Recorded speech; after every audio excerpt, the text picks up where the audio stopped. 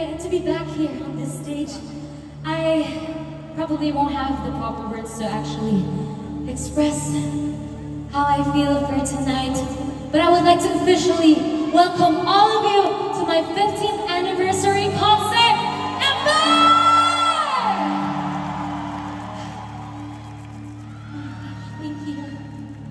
Thank you so much.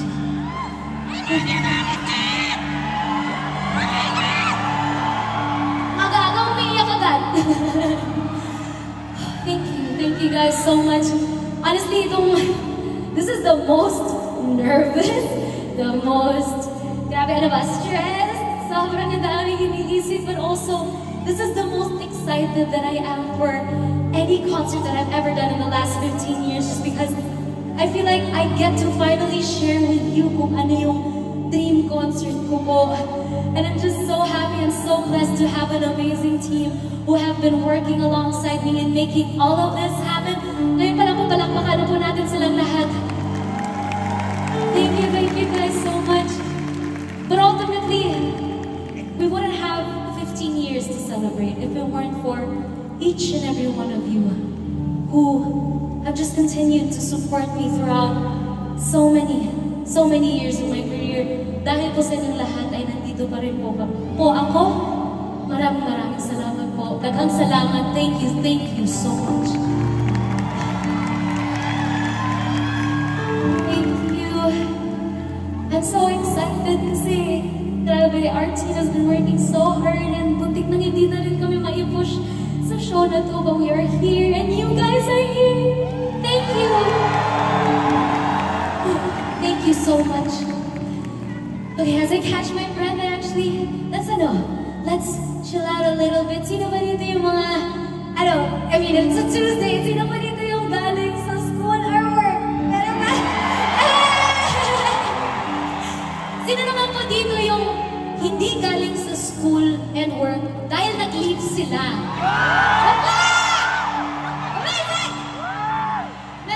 Meron po ba tayo dito yung mga bumiyahe, friend? Or hindi taga Metro Manila ba?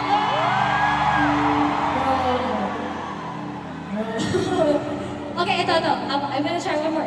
Is there anyone here who flew all the way from outside of the Philippines to join us? Meron din! Hi, guys! Thank you! Welcome to the Philippines! Thank you so much!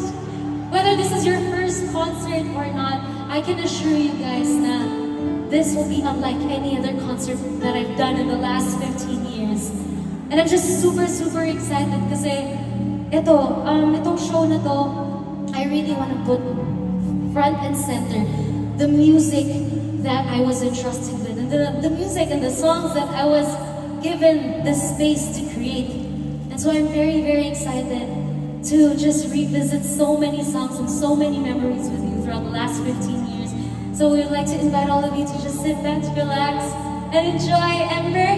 Thank you once again for being here, and let us take you on a journey as we, and I hope you will all join us as we revisit and reimagine.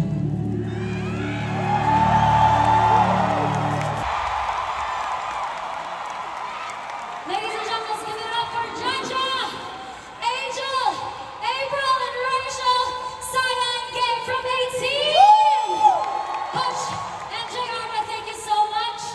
And of course, my show-stopping partner, Happy anniversary, Ate Mary! Thank you! I love you so much. Congratulations on another milestone. And always here for you. Maraming salamat for having me. Shout out to my TFC, sa ABS-CBN! Yes! Salamat Thank po! you po! Thank you. Yes, maraming salamat. Sa susunod po ulit, meron na kaming bagong prod. Ito na yun. Ito na yun. Ito na yun. With them. Yes. Thank you once again, everybody. A-Team and Darren! Maraming salamat po! Thank you, D. Thank you, Ate. Amazing. How are we doing, guys? Can I just say, I still got it. Yes! As a dancerist, thank you. Uy, ganito pala feeling sa second floor. Oh, hi! Hi, guys! Naka-placement na siya. Let's give it up for our amazing band, guys! Speaking of collaboration, kailangan ko sa concert na to is to have the amazing Troy Laura Towers, our musical director. Kuya Troy, I love you. Thank you, Kuya Troy. Alam niyo, bukod po sa Kuya Troy is an international world-class musical director and producer, Bisaya na siya! Let's go! And so, I'm just so happy that our paths crossed, Kuya Troy. If I can remember correctly, our first collab was Panaginip. It was actually Panaginip, that was our first collaboration, and we just hit it off. I think after that, I was very, very fortunate to also join Kuya Troy in his Harana shows in the US as well. And also in the last couple of years, of course, from one collab, we had a bunch also na yung rock revivals na Kuya Troy. And so I'd like to share a couple of them with you guys. Sana kung magustuhan niyo.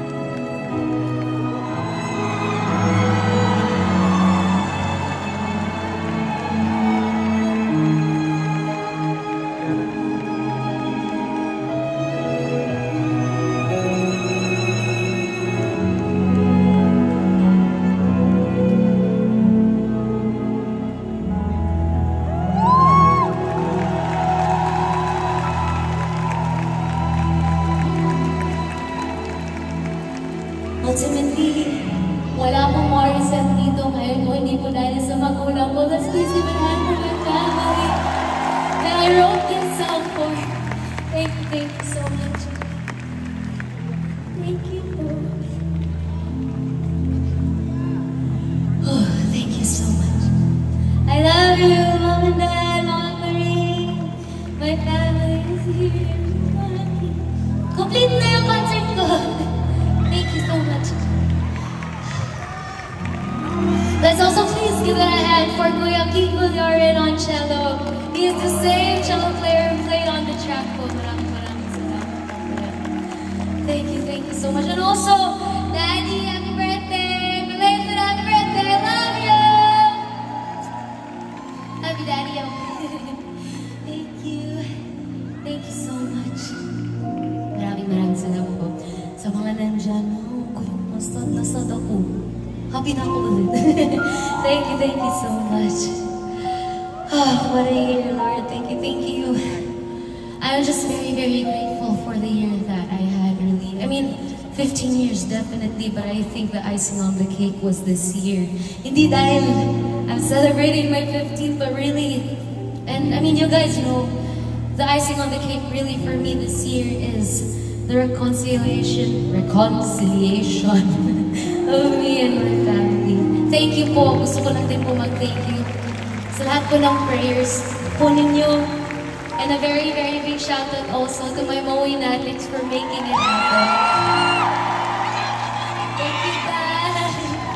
Best birthday gift ever. Thank you so much. Oh my God, thank you. Thank you, Moinatics. Maraming salamat po. Thank you. I love you too! Basta may mga nandiyan sa taas! Next time kung uulitin namin to, lilipat na talaga ako dyan. Thank you so much. Again, it's been such an amazing year, a crazy year. And another thing that actually also happened this year was I got to do my very first film, which is Song of the Fireflies. And I think I have the Song of the Fireflies family that's here. Thank you guys are here. Hello po. Thank you so much. Honestly, that was my very first film, but I just had the best time. I was so blessed with such an amazing team who really guided me. And honestly, also on top of that too, what I really loved about working on the film, on this project, was that personally also, I was able to continue to advocate for Bisaya pride and culture, being that our film is about the Lobo Children's Choir who are from Bohol. And I'm just so proud of our film po. I'm just so happy that finally nailabas po na ayun, we finally got to share it with everyone. And it's a very, very simple story, pero it really just talks about the resilience and the passion and the courage of the Filipino spirit, especially when it came to music. And another thing that I also loved being able to work on Song of the Fireflies was I was so kinig that I got to work with some of the biggest names in the industry in the side of music as well. And today I would like to share those songs with all of you guys. And to subtly intro these two songs. One is written by the incredible Mr. Louie Ocampo, and the second is written by an amazing, amazing artist. He's the national artist for music, but to me, he was one of the judges of Star Factor, which was the reality show that opened so many doors for me and my family here in Manila. He was one of the judges 15 years ago, and working on this film and this incredible song and these songs and just everything for the film, parang sobrang nag-full circle po ako. And who I'm talking about is, of course, national artist for music, Mr. Ryan Cayapio. We'd love to share these beautiful songs with all of you. How's everyone doing so far? Guys, look at my outfit! Wow! Thank you so much! Thank you! Special shoutout, actually nakita ko siya kanina, Dr. Arabella. Hello po! Oh, we did it! Thank you so much. Thank you so much also po. I want to give a huge shout out to all of the platforms and companies who just gave me the opportunity to be able to share my voice and my music po sa mga audience po nila. And there have been so many in the last 15 years. Maraming salamat po. And grabe, this has been such a joy. We are so many songs in and many songs to go pa po. And I would like to share, actually, na yun nga, I have been doing so many. I have doing so many last couple of years, actually. During the pandemic, I got married, first of all. I also started a record label with my friends called Underdog Music, who, by the way, helped me mount this incredible consonants. Please give it a hand for Underdog Music. And all our incredible artists who are here, the Ridleys as well. Thank you so much. And as the years have been, as the years go by, parang ang dami ko talagang, it was actually only until recently na I really got to discover myself. And what I found is actually more than also writing music. I found na I really love to, paano ko ba i-explain? I love to make other people's story my own. Be an interpreter. I like being able to just put myself into other people's stories and shoes, and I guess somehow be the voice of what they are going through. And when my husband and I, Dave, wrote this song called Wishing Well, we had a very specific storyline in our head. Actually, nakakatawa. So, i-share ko lang, Dave, ha? Na recently, like literally just this week, Dave was working so hard and the merch also, and then in an elevator, dala niya yung merch. Tapos, there was this guy who was also in the elevator with him. And then he saw yung merch and had my face on it. Tapos sabi niya, totoo ba, hiwalay na sila? Sabi ni Dave, sino po? Tapos sabi ni Sir, yung si Morissette. So tama, ako daw talaga. Yung si Morissette, maghihiwalay na daw yan ng asawa niya. Tapos sabi ni Dave, Sir, ako po yung asawa. And we're very much okay. And we're happy. So klaruhin ko lang po, yes, we're very much happy and we're married and we still like to... Thank you so much, let's go married people! Marriage is fun! And we still like to write sad songs. And so, when we were writing this song, we had a very different storyline. But honestly, in the last week, it's just been crazy how there's so many people in our industry who just passed away. And it's so sad because Well, I would like to honor two of them. I mean, there have been so many. It's so crazy kasi ang dami talaga.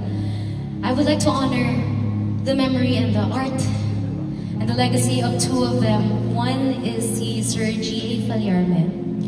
And I was actually looking forward to also working with him on this concert as well. And yun, sinabi ko nga sa kanila, guys, I really want to work with Sir G.A. for Ember.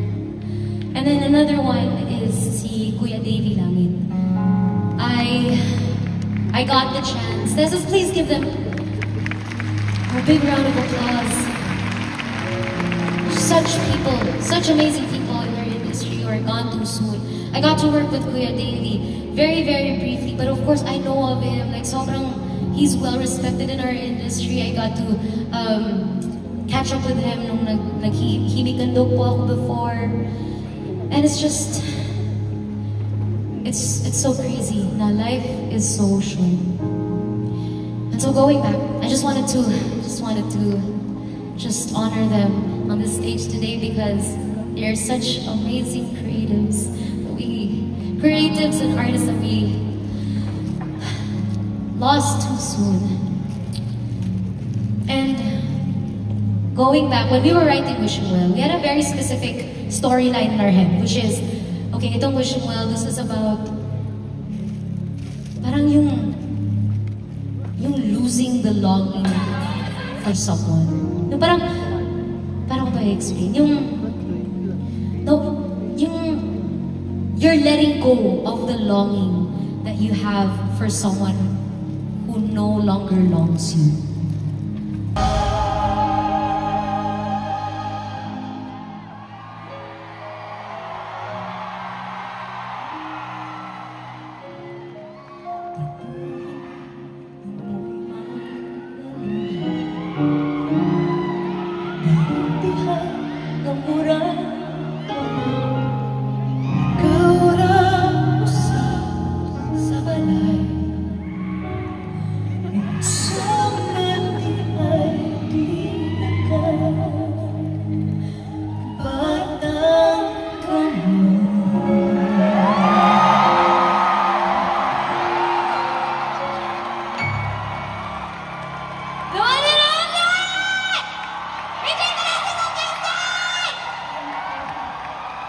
Sweetheart, you are amazing!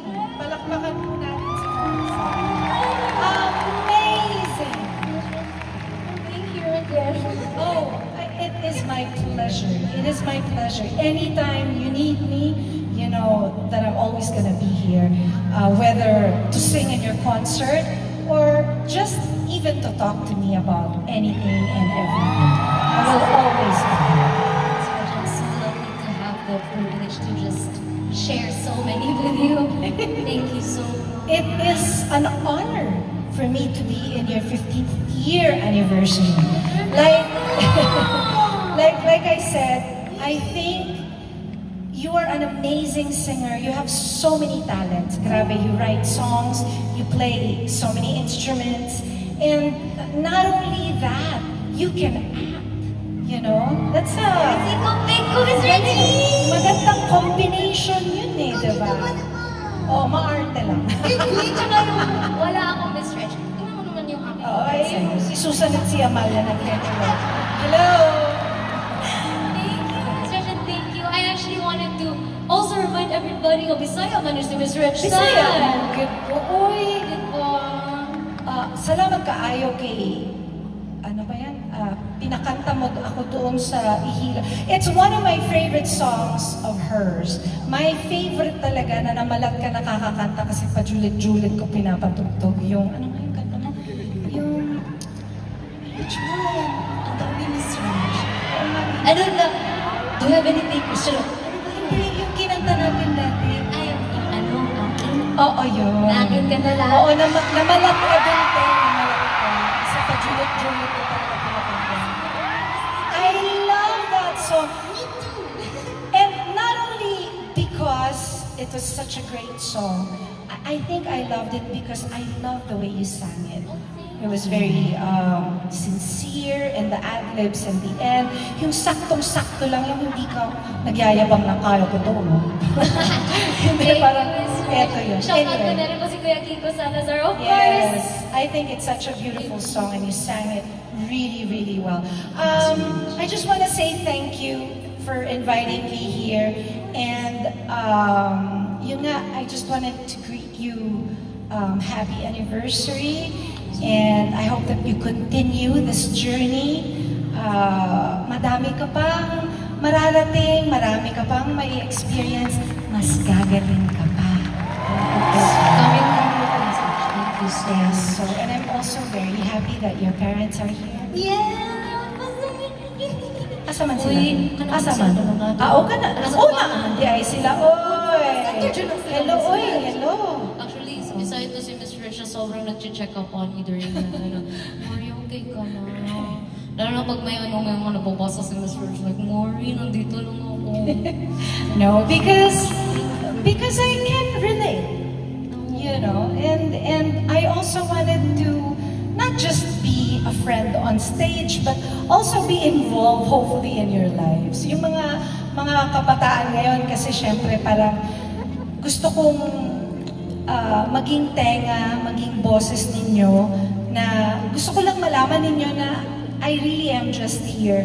And I may not always be there, yung parang alam mo yung mga nakakadiring friend. Yung mga nakaganon, yung nakadikit sa'yo lagi. hindi ako ganong klaseng friend, but anytime you would need me for anything and everything, I will be here. Thank you, Mr. Everybody, once again, Mr. Regine Velasquez, I've got the one and only summer! Miss Troy! Reg. Hi, Troy! Miss Reg, syempre di pwedeng isang kanta lang. Abangan niyo yung dance number. Miss Reg, would you do me the honor to sing this very special song with you? Yes! But before we get into it, I also just want to share na sobrang special po itong song na to for me specifically, because I'm not sure if you remember, but I think the very first time that we shared the room together, it was a gala and you were seated as a guest and I performed, and it was this song. I'm not sure if you remember. Ganun yung buhok ko. And so, it would be an honor, Miss Resh, to sing this song with you and for everybody. Yes, it would be my pleasure. Thank you so much. The one and only Regine! If you guys allow me this time to iharana natin yung mga online netizens natin. Ako na po ang nag-live stream para sa inyo. Okay!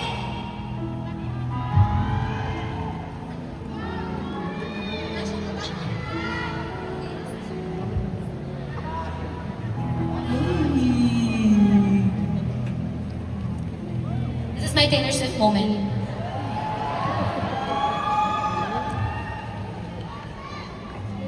Uy! Nasa smart alanet ako yung signal tayo.